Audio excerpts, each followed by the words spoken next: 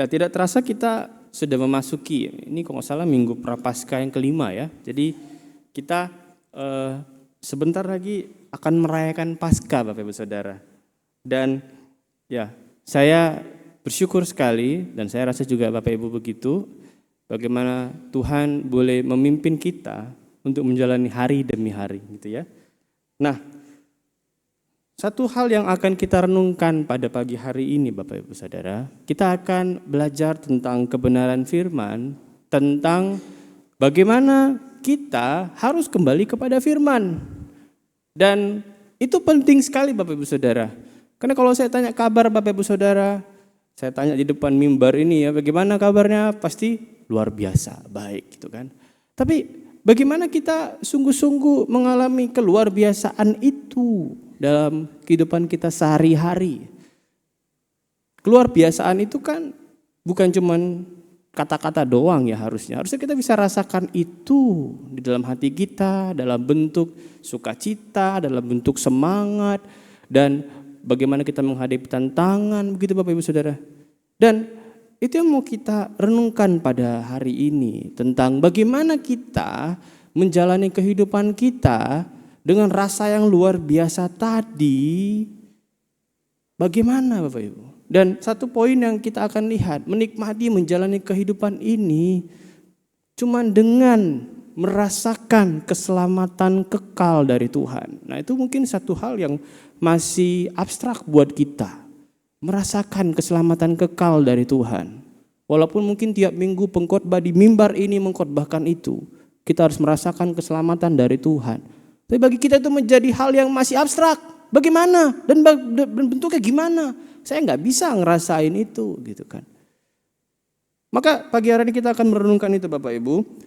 Dan hal yang diajukan firman Tuhan supaya kita bisa menikmati keselamatan kekal, itu kita harus kembali kepada firman. Kita buka Alkitab kita dulu dari 2 Raja-Raja 23. 2 Raja-Raja 23 ayat 21 sampai 23. Kita akan merenungkan 3 ayat, tapi sebenarnya pembahasan ini akan sangat memakai 2 Tawarikh 35, satu pasal itu ya Bapak Ibu, tentang reformasi Yosia. Tapi kita akan melihat bagian ini, 3 ayat ini untuk sekedar gambaran besar yang akan kita sama-sama pahami. Dari 2 Raja-Raja 23 ayat 21 sampai 23. Kita baca bersama-sama Bapak Ibu. 2 Raja-Raja 23 ayat 21 sampai 23. 1, 2, 3. Kemudian Raja memberi perintah kepada seluruh bangsa itu. Rayakanlah Paskah bagi Tuhan Allahmu seperti yang tertulis dalam kitab perjanjian ini. Sebab tidak pernah lagi dirayakan Paskah seperti itu sejak zaman para hakim yang memerintah atas Israel dan sepanjang zaman raja-raja Israel dan raja-raja Yehuda. Tapi barulah dalam tahun ke-18 zaman Raja Yosia, Paskah ini dirayakan bagi Tuhan di Yerusalem. Oh, saudara, belakangan ini saya baca beberapa artikel ya. Dan satu website yang saya suka kunjungi itu The Gospel Coalition, itu website tentang artikel, jurnal dan sebagainya. Dan ada satu fenomena yang Bapak Ibu Saudara mesti tahu, mungkin gak terjadi di Indonesia. Nah, tapi terjadi di Eropa dan Amerika khususnya. Ada satu fenomena namanya resurgence, itu adalah fenomena di mana anak-anak muda terlihat kembali lagi datang ke gereja berbondong-bondong. Ini mungkin sesuatu yang nggak begitu mengejutkan buat kita di sini. Tapi kalau buat kita yang tahu konteks budaya Barat hari ini gitu kan, agama Kristen itu mayoritas di sana, apalagi di Amerika. Tapi banyak anak muda meninggalkan gereja. Banyak anak muda meninggalkan gereja dan banyak gereja hari ini kosong, tinggal gedung, tinggal nama. Ada yang dijual, ada yang dipakai untuk tempat lain sebagainya. Tapi Bapak Saudara kita lihat, ada satu fenomena yang menarik namanya fenomena resurgence. Fenomena resurgence ini tandanya adalah orang-orang muda itu datang balik ke gereja rame-rame berbondong-bondong, gereja dipenuhi oleh banyak anak muda. Bapak Ibu mendengar berita ini senang gak? Senang ya. Kita kan pengen bangku-bangku kosong yang ada di kiri kanan Bapak Ibu diisi ya sama anak-anak muda ya. Ya kan? Kita ingin GKM Saron ke depan gitu kan, diisi oleh anak-anak muda yang itu semangat untuk Injil, giat untuk mengabarkan kebenaran di kota Cirebon yang kita cintai ini. Bayangkan itu terjadi Bapak Ibu di Amerika. Dan ini membuat orang kagum. Tapi Joe Carter adalah seorang penulis Kristen ya. Jadi dia adalah seorang teolog gitu kan. Nah, teolog di zaman modern ya. Nah, Joe Carter itu menanggapi bahwa keadaan resurgence itu memang suatu kebangkitan. Tapi itu bukan kebangkitan rohani di Amerika gitu ya. Jadi orang-orang bangga, wah Amerika akan maju, resurgence terjadi karena anak-anak muda kembali ke gereja. Tapi waktu Joe Carter meneliti, ternyata optimisme yang terjadi di sana itu cuman sebagian kecil. Kenapa? Jadi Bapak Saudara, waktu dia ngecek angkanya, dia meneliti, emang berapa sih? Kan tadi katanya rame ya Bapak Ibu. Emang berapa sih ramenya? Kalau rame harusnya terjadi di seluruh wilayah Amerika. Tapi pas dia cek, dia teliti, angkanya, waktu dia cek gitu ya, angkanya rata-rata yang hadir ke gereja dalam 1 bulan, itu cuma sekitar 1,8 sampai 1,9 kali hadir dalam 1 bulan. Enggak sampai 2 Bapak Ibu. 1 bulan 4 minggu gitu ya. Berarti paling cuman mungkin 1 kali sebulan. Sekitar segitu. Tapi kata orang langsung tajuknya gitu ya, resurgence, kebangkitan rohani buat Amerika gitu kan. Kebangkitan di Eropa, anak-anak muda kembali ke gereja. Terus dengan tajuk itu memang jadi orang-orang ikut semangat sih, datang berbondong-bondong. Tapi ternyata ada kebohongan di situ. Gak sampai 2 kali anak-anak muda itu rata-rata datang ke gereja. 1,9 sampai 1,9 kali dalam sebulan. Saudara, kita bisa melihat hal ini. Hanya karena anak-anak dalam satu wilayah, hanya karena melihat satu gereja rame gitu kan, langsung orang-orang cepat berkata, ini kebangkitan rohani karena gereja-gereja ini rame. Tapi dia nggak lihat bahwa banyak anak muda lain di wilayah itu, di Amerika khususnya, masih belum mau mendekati Injil. Gimana mau mendekati Injil? Gereja aja sebulan sekali, itu udah syukur gitu kan. Dan tapi tajuknya udah gempar banget ya, kebangunan rohani gitu. Nah, Bapak Saudara, yang mau saya katakan di sini adalah kita gampang menggantungkan perasaan kita pada yang namanya tren. Padahal tren itu belum tentu benar, tren itu belum tentu baik. Tapi kita cepat optimis kadang-kadang dengan tren, dengan angka, dengan statistik yang mungkin belum jelas asal-usulnya. Gitu ya. Kalau ada statistik turun, kita panik. Kalau ada statistik naik, kita bilang puji Tuhan, ini tanda yang baik. Kalau mungkin sederhananya gini, kalau suasana hidup kita berubah, kita mulai gelisah tapi tanpa sadar, di situ ada masalah. Berarti ada yang menjadi tumpuan lain di hidup kita.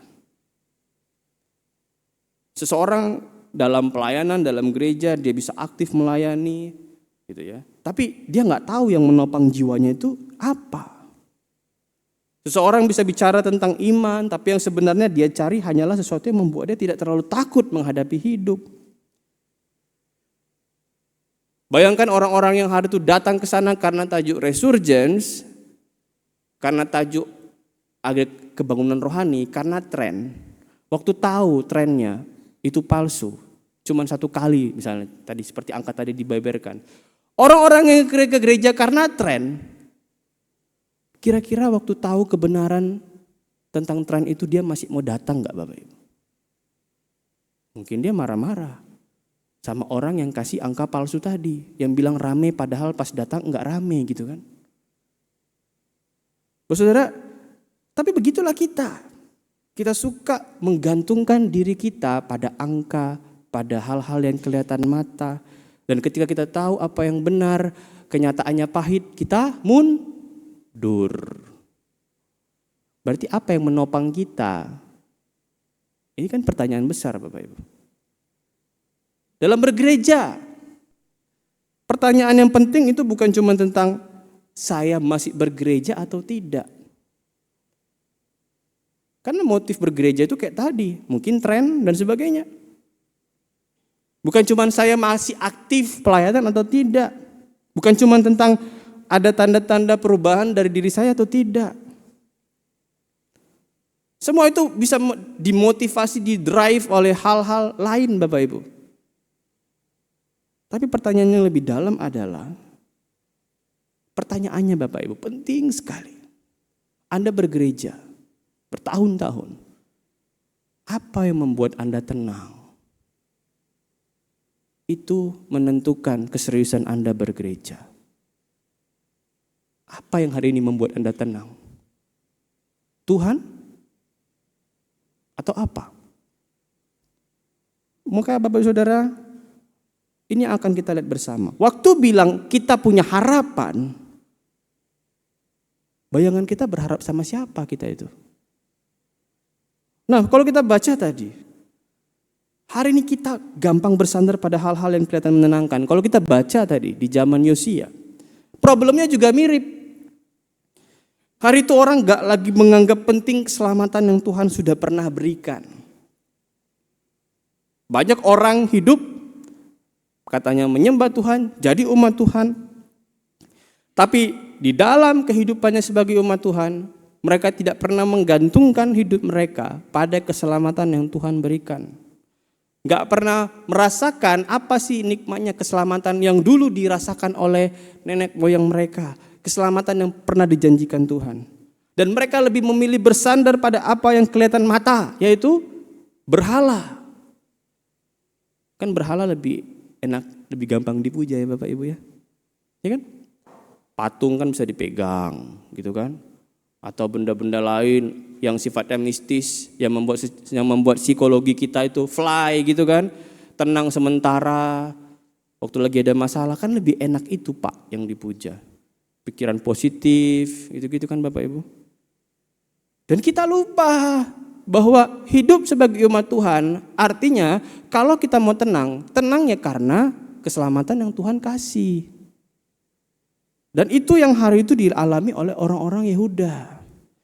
Saudara, waktu kita baca 2 Raja-Raja 23-21, Yosia memerintahkan seluruh rakyat untuk merayakan Paskah. Dan kemudian penulis kitab Raja-Raja memberi satu keterangan yang sangat tajam. Dia menggambarkan betapa lama bangsa itu hidup dari Paskah yang sejati. Jadi kita kalau baca 2 Raja-Raja, kalau kita baca juga 2 Tawarik nanti, kita melihat bahwa Yosia sedang berhadapan dengan kerusakan yang besar, kerusakan rohani nasional Bapak Ibu, kerusakan rohani yang banyak sekali dilakukan. Yaitu kerusakan yang terlihat di dalam atau di sekitar bait Allah sendiri. Pertanyaannya, emang hari itu pendetanya kemana? Hamba Tuhannya kemana? Ya kan? Imam-imam kemana? Imam-imamnya ada, hamba Tuhannya ada. Korban bakaran udah berhenti kali Pak dibakar, dipersembahkan. Korban bakaran masih ada.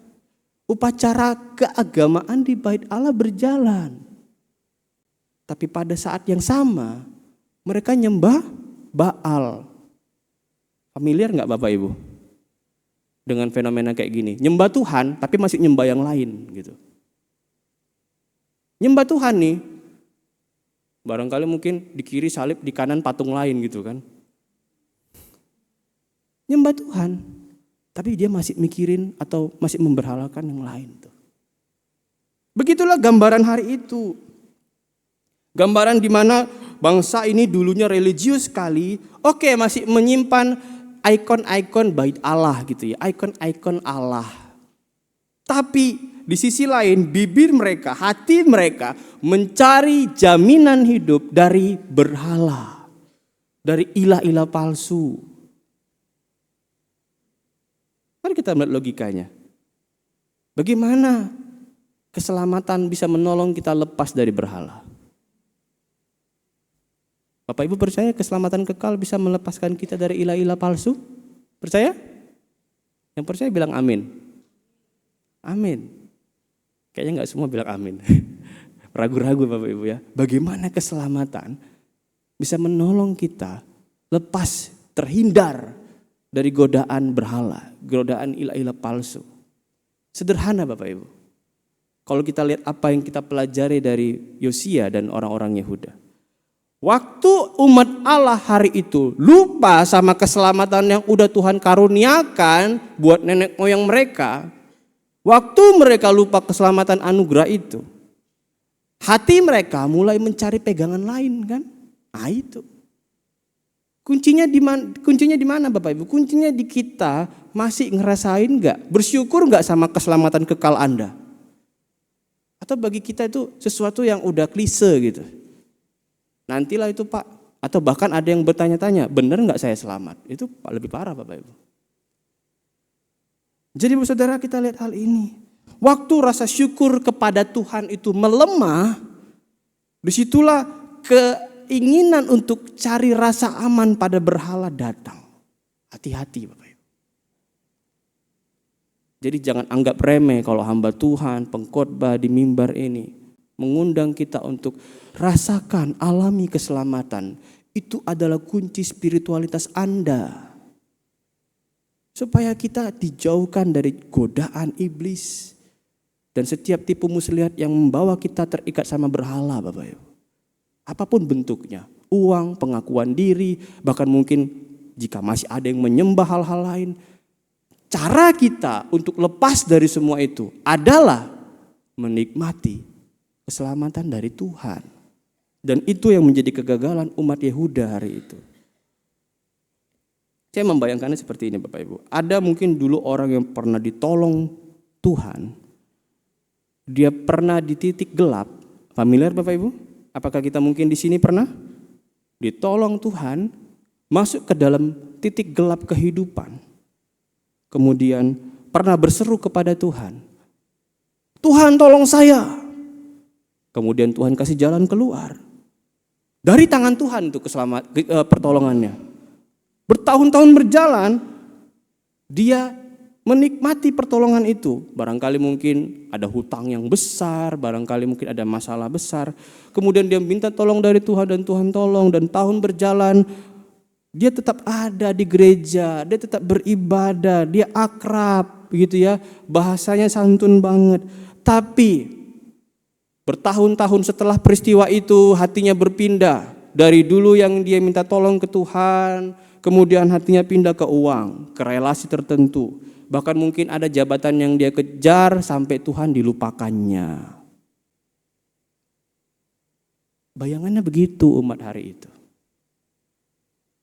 Dekat ya dengan kehidupan kita hari ini. Seperti itulah Yehuda hari itu.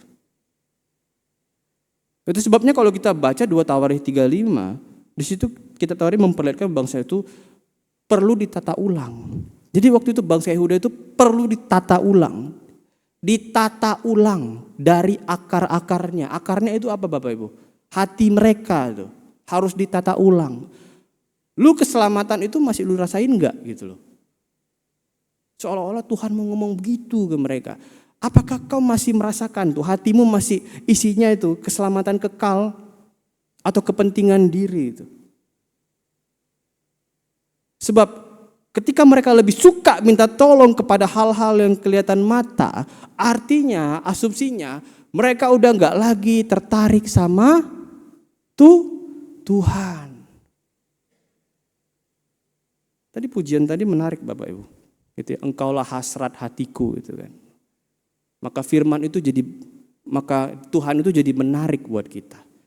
Sehingga kita mau bergantung sama Dia. Dan kalau ada berhala atau ilah-ilah palsu atau sesuatu yang di luar Tuhan menggoda kita, kita singkirin. Karena yang lebih menarik Tuhan, gitu kan? Saudara yang kasih Tuhan, ini dekat banget dengan hidup kita. Mungkin kita bilang, tadi seperti saya sebut, kita hari ini gak punya berhala seperti orang Yosia Pak, zaman Yosia Pak. Oke. Tapi banyak sekali bentuk berhala modern hari ini Bapak Ibu. Hati-hati. Hati-hati. Hati-hati Bapak Ibu. Banyak sekali bentuk berhala modern. Dan setiap kita rentan untuk jatuh di dalamnya. Mungkin kita gak sujud ke Asyera tadi, ke Baal gitu ya. Mungkin kita gak menengadah ke langit dan meminta dewa langit gitu. Enggak. Tapi hati kita bisa digoda oleh berhala dalam bentuk-bentuk material, pengakuan, dan jabatan. Bahkan memberhalakan keluarga di atas Tuhan. Yang membuat kita jauh dari Tuhan dan gak ngerasain lagi indahnya keselamatan Tuhan. Hati-hati Bapak Ibu. Kita bisa datang bergereja, kita bisa duduk kebaktian, kita bisa melayani Tuhan aktif dalam komunitas. Tapi ya kita gak sadar, rasa aman kita bukan lagi ke Tuhan. Bisa gak Bapak Ibu? Rasa aman kita kemana? Ke uang kita, ke anak kita, ke suami kita, ke kerjaan kita, ke jabatan kita. Salah gak kita hidup untuk semua itu? Salah gak kita mengusahakan cinta kepada saudara, kepada anak? Salah gak? Enggak. Tapi ketika rasa aman Anda ditaruh di situ, lebih dari rasa aman dari Tuhan, berhala itu Bapak Ibu.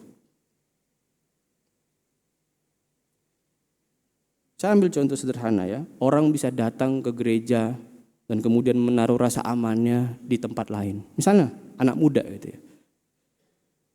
Dia datang ke gereja, alasannya mungkin kelihatan rohani gitu ya. Dia ikut senang, ikut ibadah, aktif komunitas, hadir persekutuan, ikut latihan pelayanan, bagus semuanya. Tapi di balik semua itu, ada hati kecilnya yang berkata, dengan begini saya bisa dikenal. Ada yang salah enggak Bapak Ibu? Oke, sederhana. Mungkin itu enggak terlalu salah gitu ya. Tapi apa yang menjadi motif di belakangnya adalah datang ke gereja supaya punya kenalan dan kemudian aku bisa networking, aku punya teman dan kemudian di sini aku punya harga diri. Gitu. Jadi dia punya satu masalah di situ, yaitu apa? Menaruh rasa aman pada gengsi, menaruh rasa aman pada kebanggaan diri yang dia bisa dapat kalau dia datang ke gereja. Hati-hati Bapak Ibu. Secara batin dia datang, secara lahiriah dia datang, tubuh datang. Tapi batinnya udah kemana-mana itu. Barangkali ada gitu kan, bukan di gereja ini ya, saya yakin itu. Ada itu misalnya datang ke gereja karena dia sedang ingin punya networking sama satu orang gitu kan. Datang ke gereja hatinya gelisah. Dengar khotbah dia cuma liatin itu orang jangan sampai lolos gitu kan. Aku pengen ngajak ngobrol gitu misalnya. Kan udah salah ya Bapak Ibu ya. Gitu kan. Fokusnya kan harusnya ke Tuhan. Rasa amannya di Tuhan dan biarkan Tuhan yang memberikan dia bantuan tentang kehidupannya. Begitu kan Bapak Ibu? Atau mungkin ada juga nih orang dewasa, tadi kan mungkin biasanya anak muda ya yang sedang mencari masa depan gitu ya. Tapi juga ada orang dewasa merasa dia itu di gereja itu kelihatannya baik, orangnya hangat. Oke, semua itu benar, baik gitu ya. Tapi di dalam hatinya dia di situ sama gitu kan. Dia membuka lingkungan rohani untuk apa Bapak Ibu? Untuk dia lari dari tanggung jawabnya. Di rumah tangga, di pekerjaan, gitu kan, dan sebagainya. Dia cuman ingin cari ketenangan, tapi dia nggak mau belajar atau nggak mau kenal Tuhan. Dia cuman mau cari suasana yang tenang di sana. Salah nggak Bapak Ibu? Ya salah, motifnya salah. Tapi bisa nggak kita cari ketenangan kalau kita datang benar-benar ke Tuhan? Bisa. Hati-hati Tipis ya Bapak Ibu ya. Motif dan dengan apa yang kita lakukan. Atau mungkin ada orang yang senior gitu, yang berpengalaman. Ya, saya rasa kita semua di sini yang senior, orang-orang yang punya hikmat dan punya kerendahan hati. Tapi tidak sedikit juga orang-orang yang sudah senior, kemudian apa Bapak Ibu? Karena dia merasa punya hikmat dan dia merasa punya pengalaman yang banyak, ada kesombongan tuh. Saya sudah lama di sini, saya tahu banyak, saya mengerti lika-liku kehidupan, jadi nggak perlu kasih nasihat lagi. Kalaupun ada pemberitaan firman, ya dengerin aja lah. Karena memang ibadah kan harus ada khotbahnya, gitu Bapak Ibu. Bapak Ibu Saudara, hati-hati. Kemana hari ini hati kita waktu datang ke Tuhan? Hati-hati dengan hati. Amin Bapak Ibu. Semua kita rentan. Bahkan Bapak Ibu Saudara, hamba Tuhan juga rentan. Saya waktu di awal tahun 2026 kemarin, ada berita yang menggembarkan loh. Christianity Today, satu artikel yang juga saya suka baca, itu majalah online ya. Dan hari itu kalangan seminari, hamba-hamba Tuhan, khususnya orang-orang akademisi itu gempar. Kenapa Bapak Ibu? Ada pengakuan yang menggemparkan itu dari seorang yang bernama Philip Yancey. Mungkin Bapak Ibu Saudara kalau kurang baca buku-buku rohani gitu ya, dalam artian buku-buku Kristen, buku-buku akademis Kristen mungkin kurang familiar dengan nama Philip Yancey. Philip Yancey itu seorang spiritualis Bapak Ibu. Dan dia melakukan pengakuan yang gak main-main. Ada confession. Confessionnya bukan di Facebook, bukan di WA ke orang 1-2 orang, enggak. Confessionnya, pengakuannya di website, di satu website, dan di situ dia bilang satu hal yang menggemparkan. Seorang Philip Yancey, Bapak Ibu boleh searching nanti dari sini. Philip Yancey itu siapa? Orangnya keren Bapak Ibu. Saya dulu suka baca bukunya. Seorang Philip Yancey selingkuh 8 tahun, gak ada yang tahu. 8 tahun Bapak Ibu. Gak ada yang tahu, menyimpan seorang wanita gitu ya. Betapa hancurnya keluarganya. Dan dosanya itu membawa luka. Selain luka kepada keluarganya, luka pada siapa lagi? Luka kepada orang-orang yang suka baca bukunya. Luka kepada orang-orang yang sering dengar khotbahnya. Philip Yancey Bapak Ibu. Dan waktu membaca seperti itu, kaget tuh. Bukan untuk menjatuhkan dia Bapak Ibu ya. Tapi satu hal contoh gitu ya. Bahkan kalau saya kasih tahu ini di depan mimbar, saya rasa itu sesuatu yang sah karena dia menyatakan itu di website gitu kan. Dia sudah mengabarkan itu. Dan menjadi contoh buat kita. Seorang penulis Kristen yang selama ini bukunya enak dibaca, pintar, dihargai banyak orang. Di titik itu, situ kita sadar bahwa seorang yang terlihat diberkati, produktif, kudus, hati-hati. Kelihatannya bisa sangat dipakai Tuhan. Tapi di ruang pribadinya, ngapain? Hati-hati Bapak Ibu. Buat saya ini suatu pelajaran secara pribadi. Pengetahuan teologi yang luas bisa membuat kesan di hadapan orang, kita ini orang yang kuat gitu kan. Pelayanan yang besar bisa membuat orang melihat kita itu orang yang saleh. Tulisan yang menolong banyak orang bisa membuat kesan gitu ya. Kita itu adalah orang yang layak di hadapan Tuhan. Tapi hati-hati. Orang bisa terlihat sangat berguna di depan banyak orang. Tapi di hadapan Tuhan, dia bisa aja biarin hatinya berjalan ke berhala. Ke hal-hal yang menyenangkan hatinya dan penuh dosa. Saudara, jadi ini yang mau kita lihat bersama. Kita harus berhati-hati. Oleh karena itu kita butuh pertolongan Tuhan. Jadi Kristen bertahun-tahun kita harus berhati-hati. Tapi puji Tuhan, anugerah Yesus kita, anugerah Tuhan kita nggak berhenti di sekedar kasih kita warning, tapi anugerahnya juga sampai kepada menolong kita secara langsung. Hari itu Yehuda bergeser dari Tuhan ke berhala dan mereka melupakan anugerah Tuhan. Pertanyaannya begini, waktu hati mereka sudah pindah arah, waktu ibadah mereka sudah kacau hatinya, waktu rasa aman mereka sudah ditaruh di berhala, Tuhan diam enggak Bapak Ibu? Apakah Tuhan biarin anak-anaknya yang jauh dari Tuhan? Apakah Tuhan diam saja sama umatnya? Tidak. Anugerah Tuhan kita besar. Itu sebabnya hari itu di sana Yosia menemukan kitab perjanjian tersebut.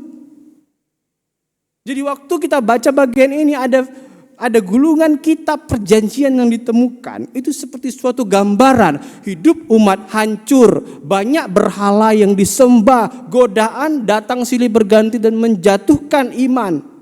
Tapi Tuhan datang dengan firman. Hadir Bapak Ibu. Tuhan datang dengan firman. Lewat firman yang ditemukan itu dia hadir kembali di tengah umatnya. Dari situlah pemulihan mulai bergerak. Firman Tuhan kembali terdengar, bangsa itu mulai berhadapan lagi dengan Tuhan. Mereka mulai melihat betapa jauhnya hidup mereka dari Tuhan. Mereka mulai sadar apa yang selama ini hilang, yaitu cinta mereka sama Tuhan. Yang mulai hilang adalah hasrat mereka akan keselamatan kekal. Jadi titik baliknya di sini, yaitu ketika firman Tuhan hadir di tengah umat. Dan kalau kita baca Tawarikh gitu ya, gambarannya lebih kaya di situ, lebih detail, menunjukkan bahwa Yosia itu mencari Tuhan, membersihkan negeri itu, dan kemudian itu dia menemukan kitab gulungan itu, dan kemudian dia menata, menyuruh imam-imam mengambil tempat, orang Lewi mempersiapkan semuanya dan sebagainya. Ini indah sekali Bapak Ibu, indah sekali. Ini menunjukkan bahwa firman Tuhan tidak cuma membetulkan pikiran kita. Firman Tuhan harus bergerak merapikan hidup kita. Firman Tuhan mengajar, tapi juga di satu sisi firman itu harusnya menarik, membuat mereka untuk menjalani kehidupan yang lebih baik. Dan ada gerakan nyata tentang bagaimana firman itu menghidupkan mereka, yaitu dengan firman itu menolong mereka untuk kembali merayakan Paskah. Apa itu Paskah Bapak Ibu? Nah kita mau merayakan Paskah, pada ngerti Paskah gak kita gitu ya? Penting sekali Bapak Ibu. Paskah itu penting sekali. Karena Paskah itu membawa kita kepada ingatan yang besar. Paskah itu mengajar kita untuk berkata bahwa Tuhan pernah menolong kami. Itu arti Paskah Bapak Ibu. Bagaimana mereka pernah ditolong Tuhan keluar dari perbudakan Mesir. Itu harus terus diingat. Keselamatan dari Tuhan itu jangan jadi nostalgia kosong. Harus diingat tuh pertobatan kita. Tuhan pernah melihat kami waktu kami tertindas, tapi Tuhan gak diem, Tuhan turun tangan. Itu Paskah. Tuhan pernah melindungi kami, Tuhan pernah membuka jalan waktu kami gak punya jalan. Itu Paskah dari Tuhan.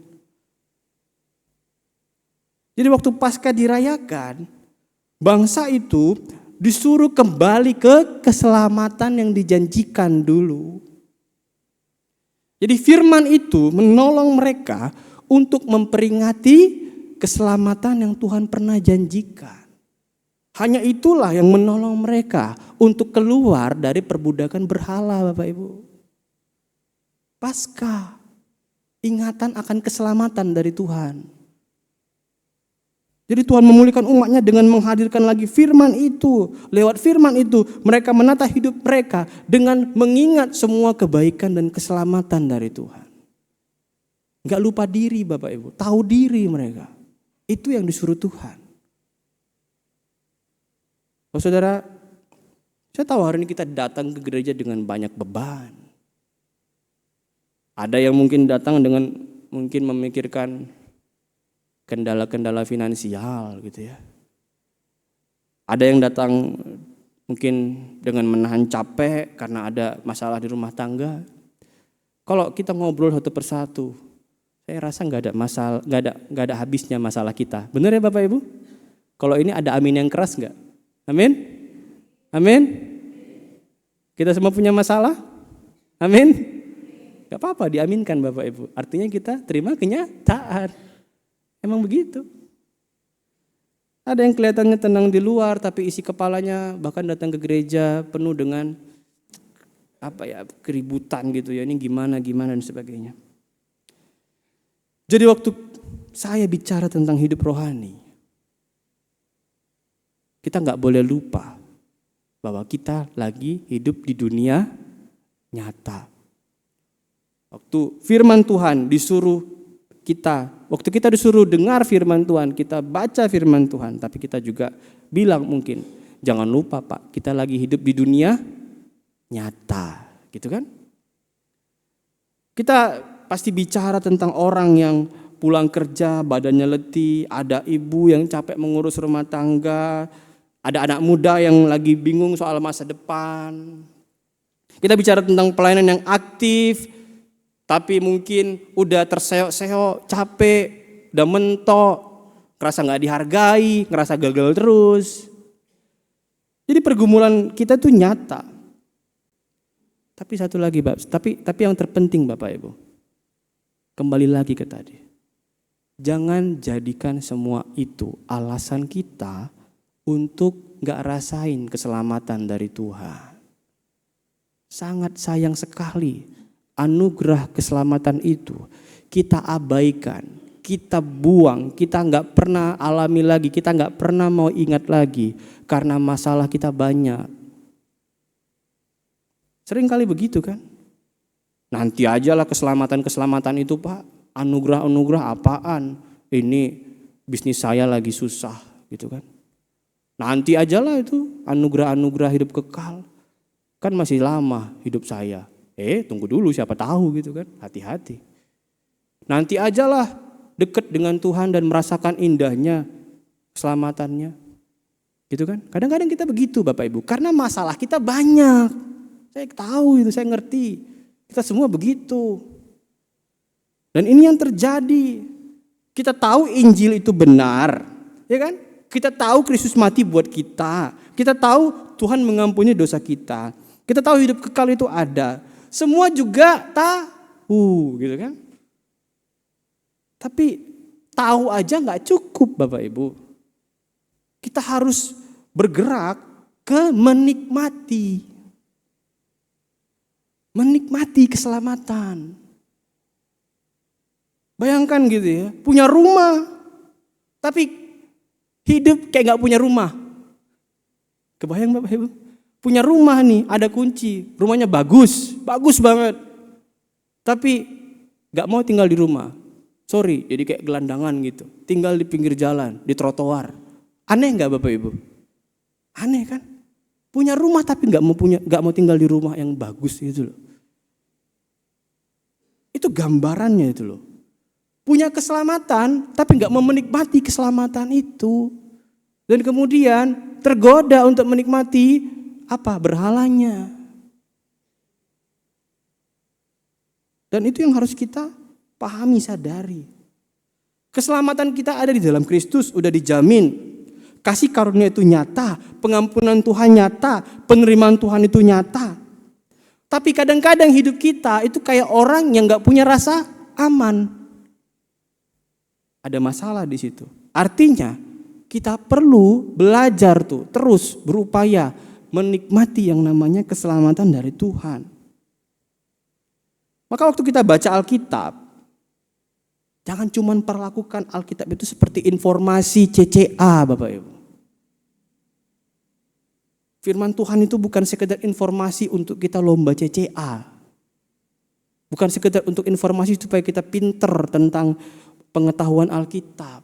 Tapi firman Tuhan sebenarnya ada untuk kita, datang di tengah kita, ada di tangan kita itu untuk menolong kita supaya sadar bahwa keselamatan Yesus itu indah.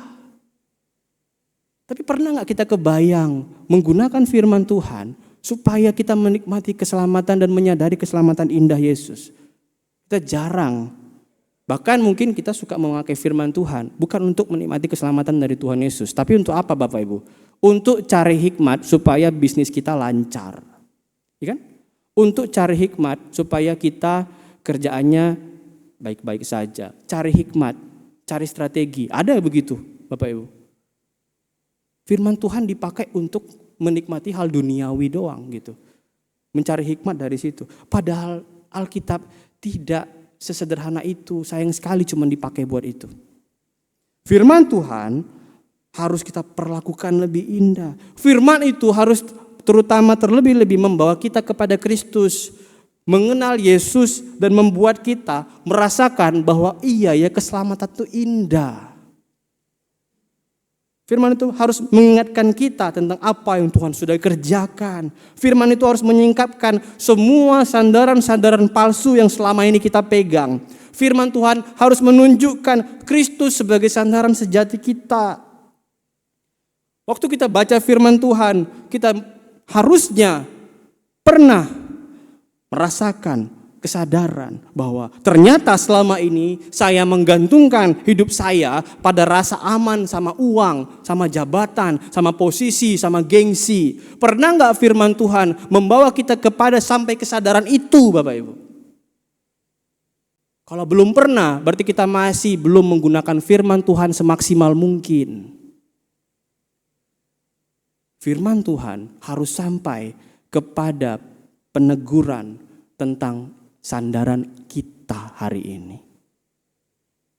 Kalau hati kita mulai sadar, oh iya ya ternyata selama ini saya haus pengakuan.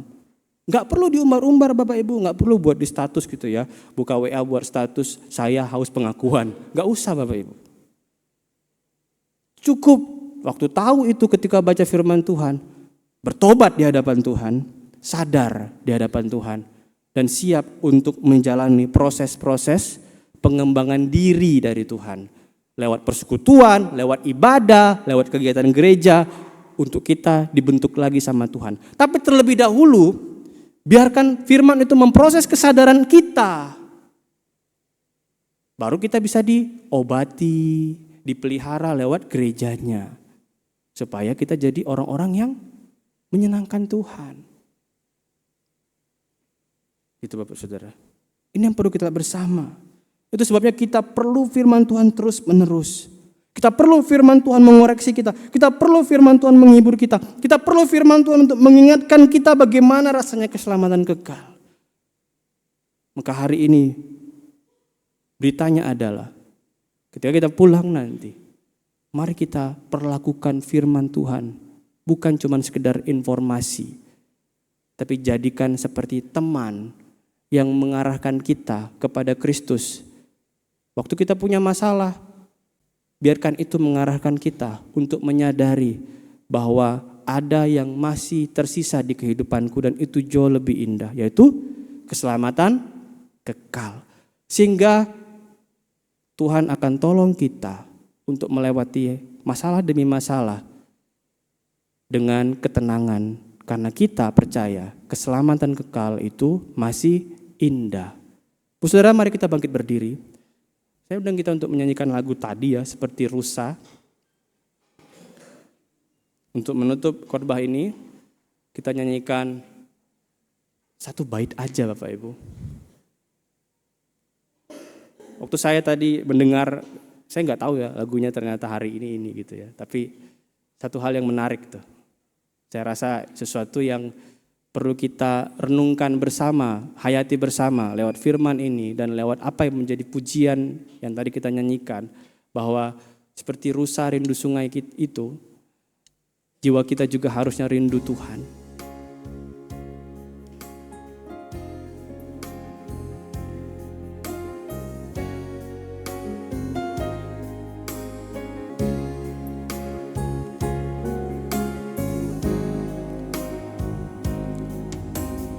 Seperti rusa rindu sungaimu, jiwaku rindu Engkau. Kaulah Tuhan hasrat hatiku.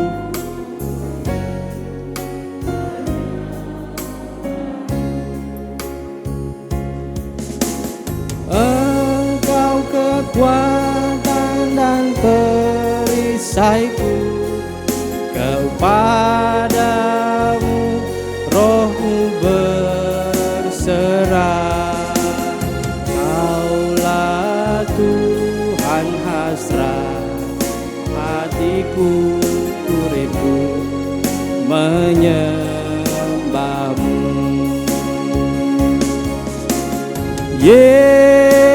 Yesus, Yesus, Kau berarti bagiku.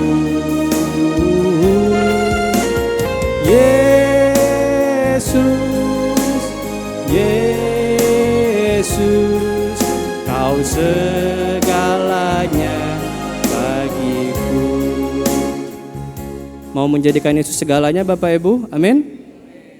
Mau terus berhasrat pada Allah kita? Amin. Maka datanglah terus kepada firman-Nya. Renungkanlah itu siang dan malam. Dan biarlah itu bukan jadi cuma informasi belaka, tapi jadikan itu jalan kita untuk mengingat kembali betapa banyaknya keselamatan yang sudah Tuhan anugerahkan buat kita. Mari kita berdoa. Tuhan, ini doa kami. Hati kami, hasrat kami, seperti pujian yang kami sudah nyanyikan, seperti rusa yang rindu sungai-Mu. Tuhan, kami pun rindu akan seluruh pertolongan, kebaikan, dan seluruh pemeliharaan Tuhan. Jangan biarkan kami lepas dari-Mu hanya karena kami punya masalah yang membuat kami bingung dan hancur. Tapi biarlah Tuhan ingat-ingatan akan keselamatan kekal, menolong kami untuk terus bergantung sama Tuhan. Dan mengingat bahwa Tuhan yang sudah pernah menolong kami adalah Tuhan yang sama yang akan menolong kami di masa depan. Ini doa kami Tuhan, di dalam nama Tuhan Yesus kami berdoa. Amin.